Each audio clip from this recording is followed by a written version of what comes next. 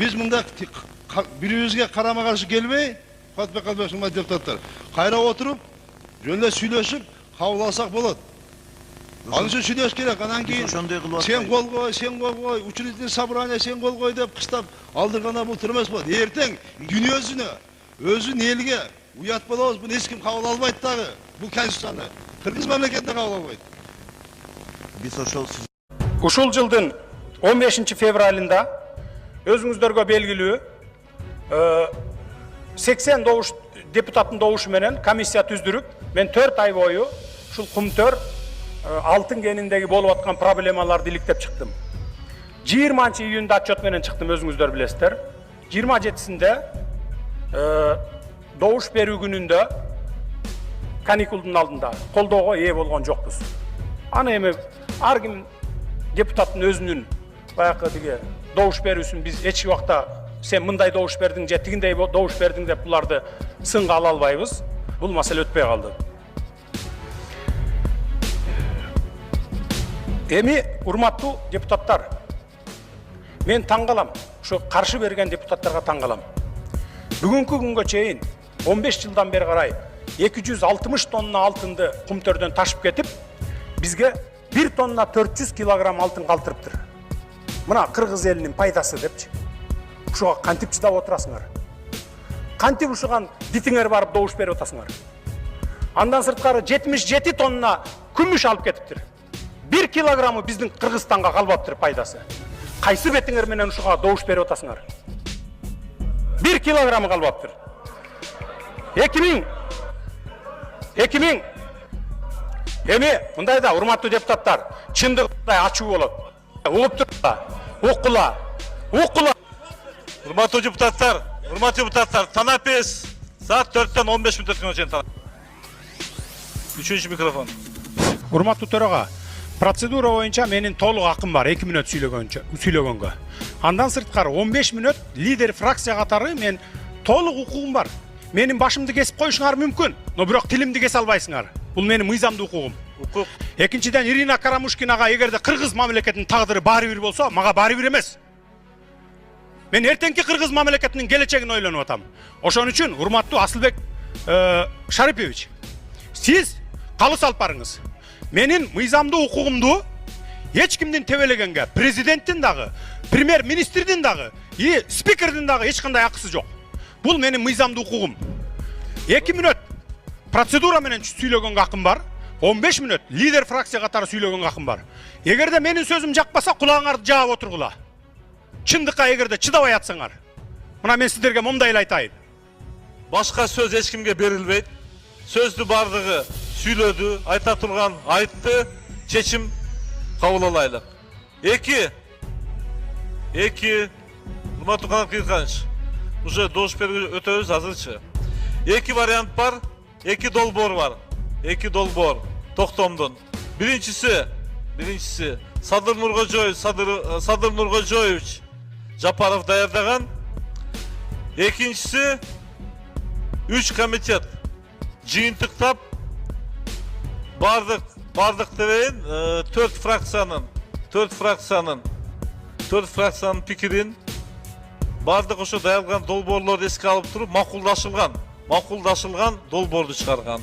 2 долбоор. Мен биринчисин азыр дош коем. Биринчиси Садыр Нуркожоевич Жапаровдун варианты долбоору. Урматтуу депутаттар, комиссиянын Садыр Нуркожоевич даярдаган долбоорду Кумтор боюнча дош коем, дош бериңиздер. Садыр Нуркожоевич даярдаган долбоор. Макул 35, каршы 45, өткөн жок, бардыгы 80. Эми экинчи долбоорду дош коем. Үчүнчү микрофон. Эме, Капстан тиги за возвал, мен против болчумун. Стенограмма түшүндүк, жазып коебуз. Бир дош каршы. Урматтуу депутаттар, экинчи комитеттер тарабынан даярдалган макулдашылган долбоорду дош коем, дош бериңиздер. Макул 67, каршы 11, барды 78. Долбоор кабыл алынды.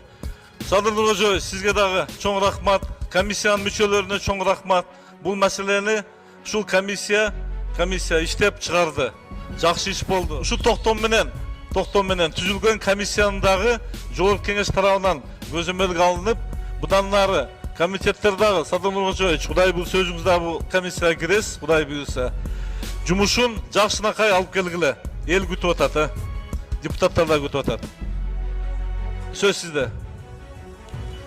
Рахмат, урматтуу депутаттар, айрыкча колдоп берген депутаттарга чоң ыраазычылыкты билдиремин комиссиянын атынан жана өзүмдүн атымдан. Экинчи, сиздер кабыл алган азыркы токтом бул бая ууруларга эле, ууруларды жиберген болдуңар да, бар ууруну кармап келдим.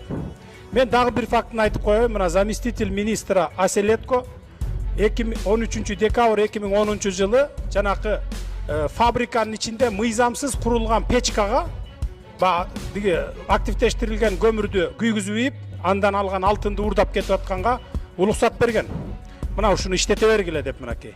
Анан ушундай министрлер, зам министрлер контрабанданын уурдап аткандын башында турганда силер ошолорго тапшырма бердиңер да. То есть ууруларды кармап келеле деп ууруларды жиберип атасыңар. Чоң рахмат. Мен бул комиссияга баш тартамын, кирбеймин. Урматтуу төрага, мындан ары ишиңерди кыла бергиле. Эгерде комиссия жардам сурап келип, кимге кандай документтер бар болсо, бар экенин сураса, биз бергенге даярбыз. Рахмат. Жардам бериңиз. Бул Кыргызстан үчүн, эл үчүн керек. Андан комиссияңыздагы бардыңыздар, депутаттар, бирок ууруларды кармап кел дегенге бул кошула албасам дагы, бирок көзөмөл кылабыз. Урматтуу төрага, урматтуу депутаттар, биз мына комиссиянын чечимин колдобой турган болсок, ачык эле айтыш керек. Давайте баш айлантканды токтотойлу. Элдин башын айлантканды токтотойлу. Комиссиянын чечимин колдобойбузбу? Комиссиянын чечимин колдобойбуз деп чыгып ачык айтыш керек. Мен жеке өзүм комиссиянын чечимин колдоймун. Анан кечээ күнү мен бул жерде аксакалыбыз, урматтуу депутатыбыз, СДПК партиясынан депутат, СДПК фракциясынын мүчөсү Эгемберди Эрматов абабыздын сөзүнө кошулат элем. Мына ушул абабыз точканы айтып койду. Көп нерсени айткан жок, точканы гана айтты. Ушул ишти көрбөсөңөр көр болобуз балдар деп айтты. Бизде кыргызыбызда айтып коет. Улуг адам убагында сүйлөбөсө улуулуктун не пайдасы бар деп. Ошонун сыңарында урматтуу депутаттар, бүгүн чечпесек биз дагы деле башты айлантып өйдөгө, ылдыйга, аркыга, беркиге бүгүн кол коюп алып, кайра колубузду артка тартып алып, бирөө менен барып жең ичинен сүйлөшүп алып, өзүбүздүн ишибизди бүтүрүп алып, өкмөткө барып дагы башка иштерди бүтүрүп алып, жүрө берсек, мамлекеттин кызыкчылыгы, улуттун, кыргыздын кызыкчылыгын ким карайт? Мына мен бул жердеги комитеттин төрагаларына айтаар элем. Жеке көзүңөргө сайып айтып коеюн. Урматтуу агам Талант Узакбаев, сиз жетөгүздүн кулунусуз. Ошол жерде кумтөрдү, непосредственно кумтөрдүн келтирип аткан зыянын көрүп турган элдин кулунусуз. Бирок сиз бүгүн элге каршы чечим чыгарып атасыз. Исхак Пирматов, сен дагы урматтуу иним, Алабука чаткалдагы кумтөрдүн казган кенине, то есть алтын казгандардын, кен казгандардын эсебинен канча элдер алабукалык чаткалдыктар 10 жылдап, 20 жылдап ыйлап келатат. Ошолорду өз көзүң менен көрүп келе жатасың. Эмне үчүн моундай комитеттин чечимине кол коесуңар? Андан сырткары дагы бир комитет чечими Камшыбек Кыдыршаевич, ал өздөрүнүн ишинде коёбу. Алар өздөрүнүн пикири. Анан сиз давление кылбаңыз да бул жердечи. Өздөрүнүн жумушу да. Анан сиз мындай деп мына эл угуп отурат, душман кылып атасаларды. Алардын да өзүнүн ою бар, мамлекеттүүлүгү бар, депутаттар дагы. Биринчи микрофон. Айтасыз. Ошондуктан мен урматтуу коллегаларыма ошолорго суранып айтып атамын.